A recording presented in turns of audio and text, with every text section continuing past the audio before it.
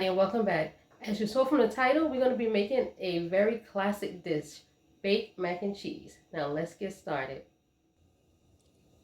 To get started with our mac and cheese, the first thing we need is a pot of boiling water.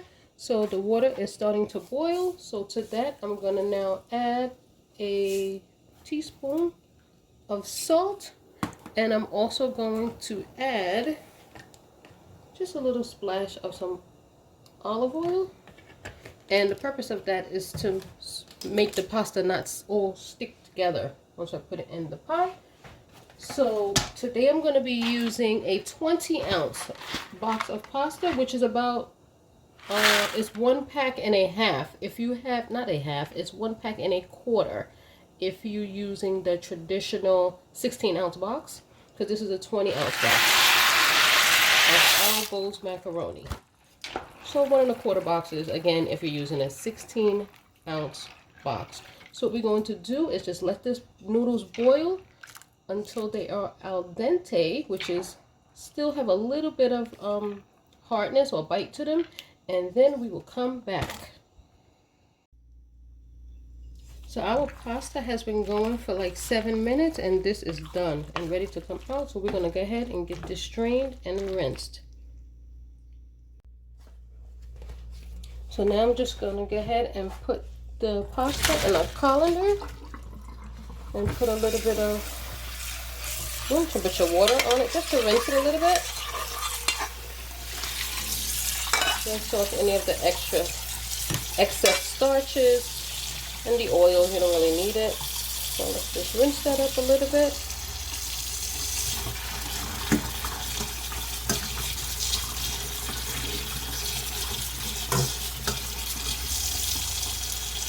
Alright, so I'm just going to let that sit for approximately a minute or so, just so I can strain off the excess water. Okay, so I've put half of the pasta back in the pot, and I'm going to add a 1/2 cup of milk. I know some people make a roux separately with all the cheeses, but I'm not going to do that. I don't really do it that way. So what I do is melt the cheese directly in with the pasta. So I'm going to take our bowl of cheese, and I'm going to go ahead and add some in. And I'm going to melt this directly in with the pasta. So let's go ahead and turn the flame up and start stirring this in here.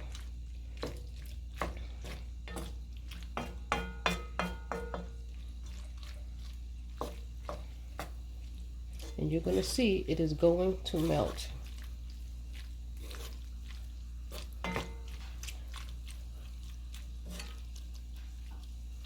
So while we're waiting for this to start melting, once that milk in the bottom comes to a boil, it's definitely going to start melting. So while we're doing that, I'm also going to just go ahead and get some seasonings together. So what we're going to be using is, of course, salt and pepper. That is the very basic. So let me get it together.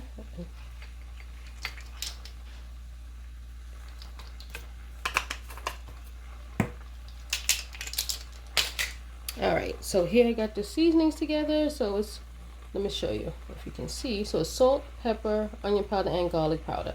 A tablespoon of each onion powder and garlic powder, as well as some kosher salt, and a 1/2 of not tablespoon, did I say teaspoon, and 1/2 of the black pepper. So let me just go ahead and just give this, I don't need the top anymore. Move that out the way. Let me give this a stir. Oh yeah, you see it's starting to melt.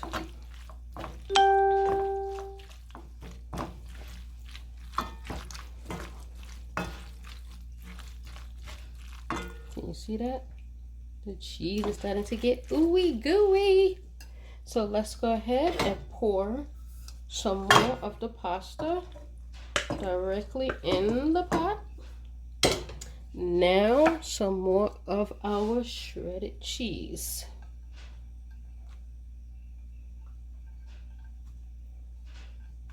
So at this point, I'm gonna go ahead and add the seasoning. Oh yeah, that is melting nicely.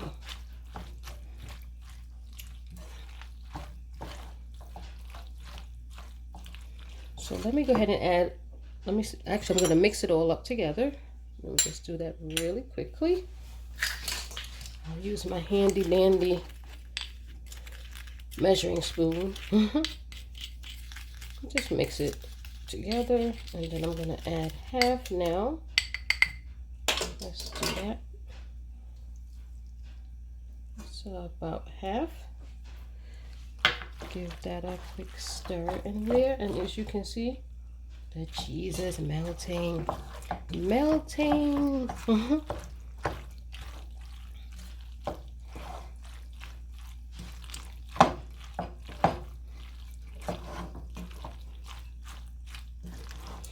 Alrighty, let's get the remainder of the pasta in the pot.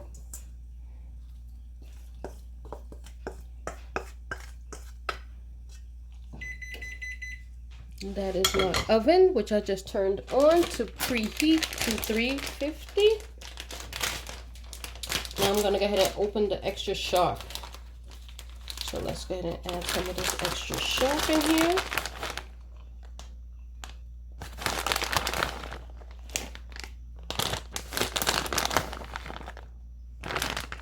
At this point, I'm also going to add the eggs. I kind of like to add them towards the end. So I'm going to add 2 eggs.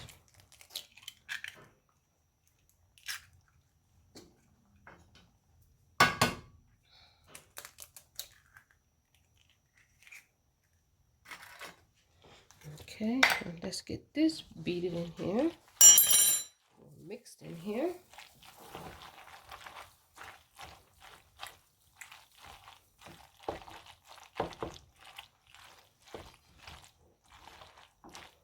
Looks like I'm just making it with this pot. Almost needed a bigger pot, but this is good. I remember doing this before with the same amount of pasta, like 1 1/4 boxes, and I remember that it fit in this pot. Just got to be careful with the stirring and not splash it all over the place. But yeah, you see how our cheese is melting? I'm gonna go ahead and let this melt some more.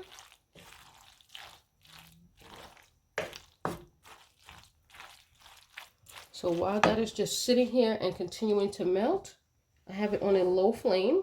So I just want to melt some more of this cheese. We can go ahead and prepare our Pyrex dish. So I'm going to be using a Pyrex dish. And what I like to do is to just... So I'm going to be using this Pyrex baking dish today. And what I like to do is to pre-butter the dish. And actually, that's what I forgot to add in here. I'm about to do that. So I'm going to just go ahead and take some butter and just rub it in the dish. Just to like pre-butter it up all these sides, the bottom of the Pyrex before we put the pasta in. Now let's take that butter and go ahead and add like 2 tablespoons of it to our pasta. I'm gonna go ahead and just cut it in half. Don't worry, it's going to melt. There's no question of that. So I'm gonna go ahead now and just go ahead and add the remainder of the seasonings. And remember, you can always add as much or as little as you like. Keep it in mind that cheese also has some salt. Mine cheeses don't tend to have that much sodium. One of them does. Actually, the extra sharp has more sodium than the others. So I'm going to just go ahead and just stir this up. You see how nice and creamy this is? This is what I want. Creaminess. I don't really need to do a separate roux because all of the cheese is actually melted nicely in this dish, in the pot, sorry, and every piece of pasta is completely coated. So at this point, I'm going to go ahead and get this into the baking dish. So let's do that transfer now. Oh, Hopefully I don't make a mess. Oh, turn our flame off. That would be smart. Let's turn that off. I want to transfer this here. Let me get my other pot holder. How are we going to manage this, moving this pot? But let's see. So I'm going to transfer this into this baking dish. So maybe I won't lift the pot right now, but it's still, it's kind of heavy. So I'm going to go ahead and transfer it over here. Ooh, nice and cheesy.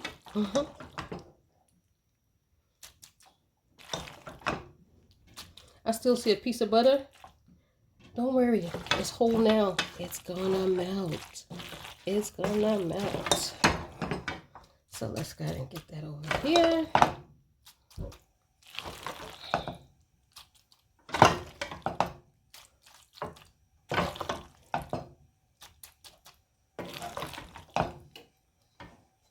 What I also like to do is, I'll show you in a minute. It's a little, not really a trick, but just something that I like to do. I find that it helps it, gives it a little extra creaminess.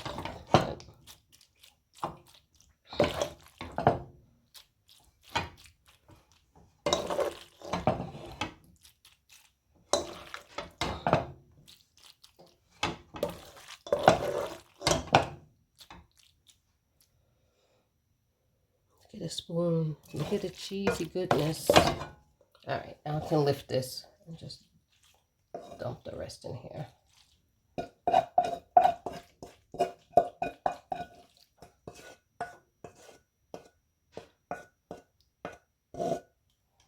Okay, so here we have our pasta. What I like to do at this point also is to add a little extra milk on the bottom to help with the steaming and the melting and getting everything all incorporated. So I'm just going to just drizzle a little extra. And you have to use either whole milk or you can use the evaporated carnation milk. But I like to get a little extra milk in there. I find it helps to really bind everything together. And then I have a kind of a different way, I guess, of baking it from other people that I'm aware of anyway. What I'm going to do now is go ahead and coat the top with some shredded cheeses. So let's get our Monetery Jack and Colby and Gouda, as well as our extra sharp. I like to use a lot of extra sharp pretty much on the top.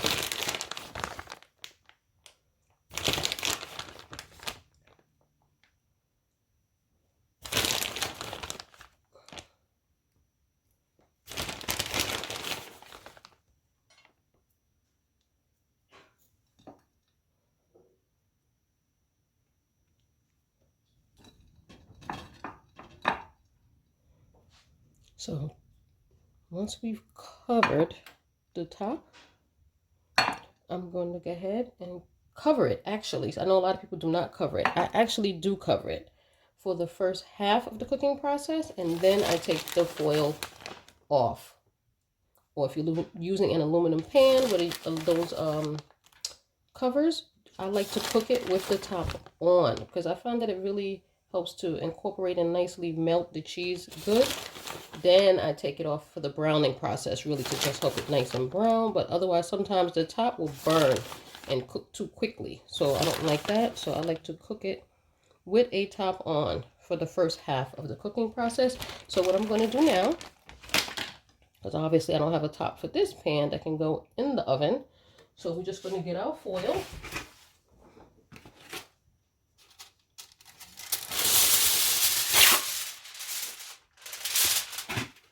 You might be concerned that, oh, some of the cheese may come off the top because if the foil touches the top. So I'm not going to smash it down like so in the center. I'm just going to just, you know, push up the edges and let this cook for about 20 minutes. Then I'm going to take this off. I'll show you actually. I'm going to take this off, and if I need to, if some of the cheese has stuck to the foil, I'll just add some more on top. But in the meantime, let's get this into a 350-degree oven for 20 minutes, and then we'll be back. Okay, everybody, our mac and cheese has been in the oven for now 25 minutes. I'm now going to go ahead and take the top off. And as you can see, let me just shift the camera. It is nicely melted on top, all of the cheese. So what I'm going to do now is stick this back in the oven for, I'm not sure, but maybe an additional half an hour before I bring y'all back. Okay, everybody, so our mac and cheese is now out of the oven.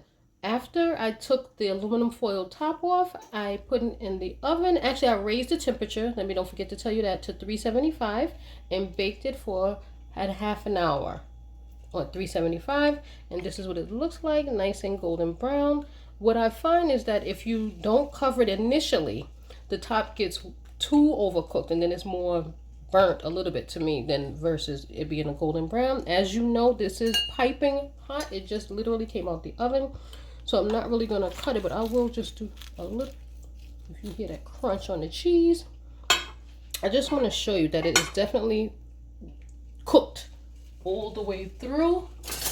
Let me get a spoon here or a spatula. I just want to show you. You see, I like the end when it's nice and firm. Let me just cut it.